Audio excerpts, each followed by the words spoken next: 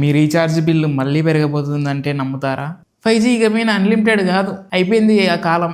ఇకపై only 2-3 GB ఇస్తారంటే నమ్ముతారా? జూలై 2026లో 15-20% రీఛార్జ్ రేట్లు పెరగబోతున్నాయని అనలిస్టులు చెప్తున్నారు. రీసెంట్గా వచ్చిన కొత్త రిపోర్ట్స్ ప్రకారం. ఇంకా షాకింగ్ ఏంటంటే జియో IPO వల్లనే ఈ ప్రైజెస్ హైక్ అవ్వడం, ఇంకా జియోని ఫాలో అవుతూ అన్ని కంపెనీలు ప్రైస్ హైక్ చేయడం గతంలో లానే జరగబోతుందని. ఈ వీడియోలో టారిఫ్లు ఎంత పెరగబోతున్నాయి, జియో, ఎయిర్టెల్, VI, BSNL వీటి మీద ఇంపాక్ట్ ఎంత ఉండబోతుంది, కామన్ యూజర్ నీకు నాకు బిల్లు ఎంత వస్తుంది, రీఛార్జీలు చీప్ అవుతాయా ఇంకా కాస్ట్లీ అవుతాయా, ఇవన్నీ ఈ వీడియోలో డీటెయిల్గా ఎక్స్ప్లెయిన్ చేస్తాను. వీడియో లాస్ట్ వరకు చూడండి. రీసెంట్గా జాఫ్రీస్ అనే ఒక కంపెనీ ఒక రిపోర్ట్ రిలీజ్ చేసింది. ఇండియాలో మొబైల్ టారిఫ్స్ 15-20% పెరగవచ్చు జూలై 2026 తర్వాత నుంచి. టెలికాం కంపెనీస్కి అయితే ఇప్పుడైతే అప్పులు కొన్ని ఉన్నాయి.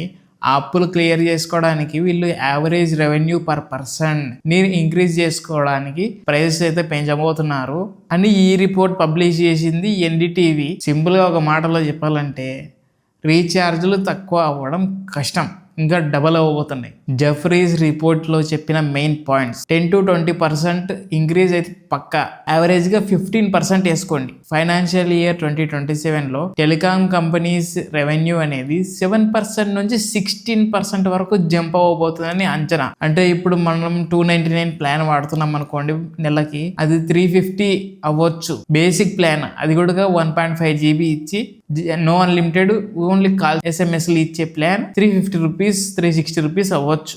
ఒకవేళ 3 monthsది 1.5 GB వాడుతుంటే 666కి వస్తుంది కదా, అదైతే డైరెక్ట్గా జంప్ అయ్యి 900 అవ్వే ఛాన్స్ ఉంది. ఫస్ట్ అయితే మన జియో మామ తీసుకొస్తాడు ఇవన్నీ. ఇవి తీసుకొచ్చిన తర్వాత ఎయిర్టెల్ మేమేం తక్కువనా అని చెప్పేసి వాళ్ళు పెంచుతారు. వాళ్ళు పెంచితే మేమెందుకు తగ్గుతాం, మేము కూడా పెంచుతాం అని చెప్పేసి వడాఫోన్ ఐడియా కూడా VI పెంచి పడేస్తారు. మన నెత్తి మీద వచ్చి భారం అంతా పడుతుంది. దీంట్లో ARPU అంటే మీకు తెలియాలి ఏంటంటే average revenue per person.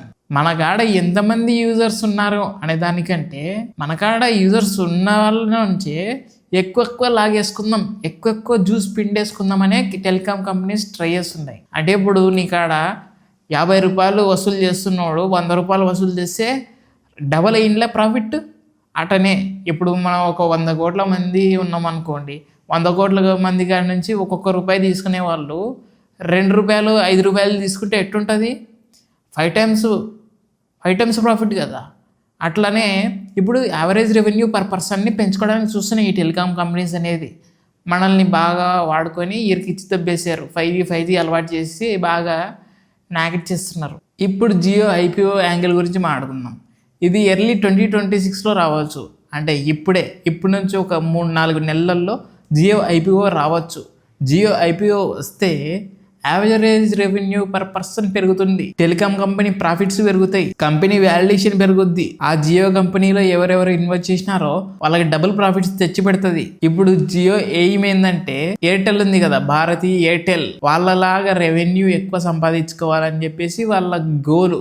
ఎయిర్టెల్ని replace చేసి వాళ్ళే నెంబర్ 1 ఉండాలని వాళ్ళ గోలు. చాలా ఏరియాల్లో ఎయిర్టెల్ ఎంత ఇష్యూ వచ్చినా ఎయిర్టెలే వాడతారు, ఎందుకంటే ఎయిర్టెల్ సిగ్నల్స్ బాగుంటాయని చెప్పేసి. అందుకే వాళ్ళు అదే అహంకారంతో ప్రైజెస్ ఎప్పుడు ఎక్కువ పెడుతుంటారు, ఎక్కువ పెట్టుకుంటే వచ్చినారు. ఇంతకుముందు చూసుకుంటే మనకి 2016 వరకు దూల తిరిపోయే రేట్లో ఉండేవి. 250 రూపీస్ రీఛార్జ్ చేసుకుంటే 1 GB డేటా వచ్చేది, మనం 1 month వాడుకునే వాళ్ళం. అటు ఉండేది సిచ్యువేషను. ఇప్పుడు తిరిగి మళ్ళీ అదే స్టేట్కి వెళ్ళిపోతున్నాం మనం. సో అర్థం చేసుకోండి ఇంకా రేట్లు ఎంత పెరగవచ్చో. ఇప్పుడున్న సిచ్యువేషన్లో ఏదైనా డేంజర్ జోన్లో ఉన్న కంపెనీ ఉందంటే అది వడాఫోన్ ఐడియానే. ఎందుకంటే వీళ్ళకి AGR డ్యూస్ వచ్చేసి 87,600 crores ఉందన్నమాట. పేమెంట్స్ వీళ్ళు 2030కి అలా చెల్లించాలి. పేమెంట్ డ్యూ వచ్చేసి 2041 to 2042 లోపల వీళ్ళు క్లియర్ చేసేయాలన్నమాట.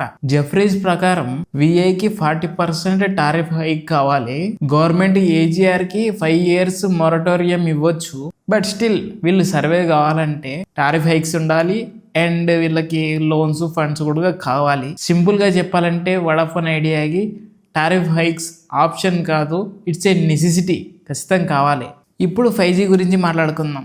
జియో మామ 5G తీసుకొచ్చి 5G అన్లిమిటెడ్ అని చెప్పి అలవాటు చేసేసినాడు.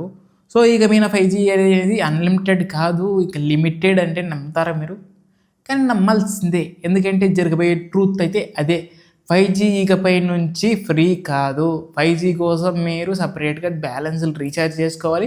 That to very high cost ఉంటుంది.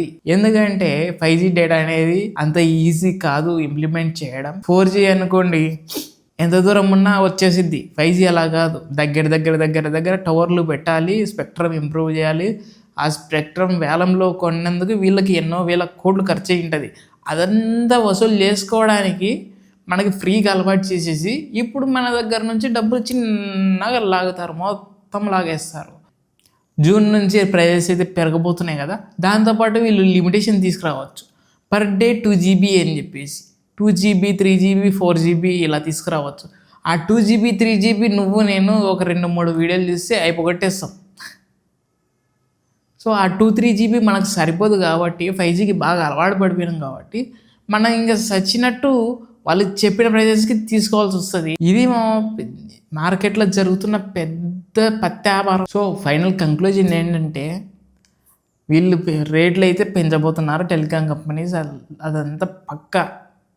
కంపెనీల గోల్ ఏంటంటే ఎంతమంది యూజర్స్ పెంచుకున్నామని కాకుండా ఎంతమంది నుంచి ఎంత డబ్బులు పిసికేసినాం, పిండేసినాం, అన్నీ తీసేసుకున్నాం అన్నట్టు ఉంది. ఇప్పుడు ఏం లేదు, నువ్వు అన్నా వాడకున్నా వాళ్ళకి డబ్బులు పే చేస్తూ ఉండాలని వాళ్ళ ఉద్దేశం.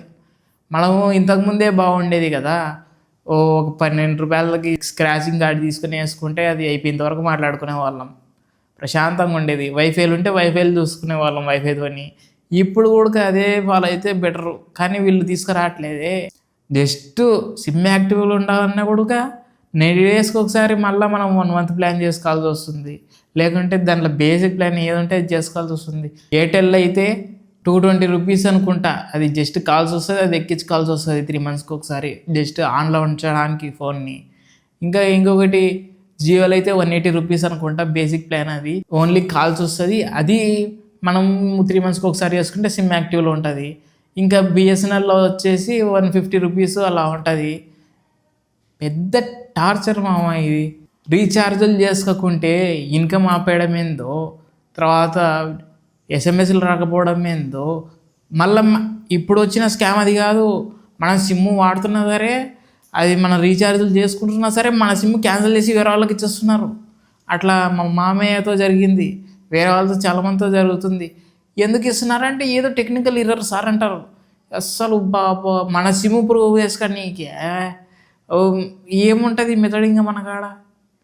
సో ఇది మార్కెట్లో అయితే చాలా కన్ఫ్యూజన్ జరుగుతుంది. సో వీడియో ఇంతవరకు చూసింటే మీకు కొద్దిగా ఇన్ఫర్మేటివ్గా అనిపిస్తే దయచేసి ఒక లైక్ అండ్ సబ్స్క్రైబ్ చేసుకోండి.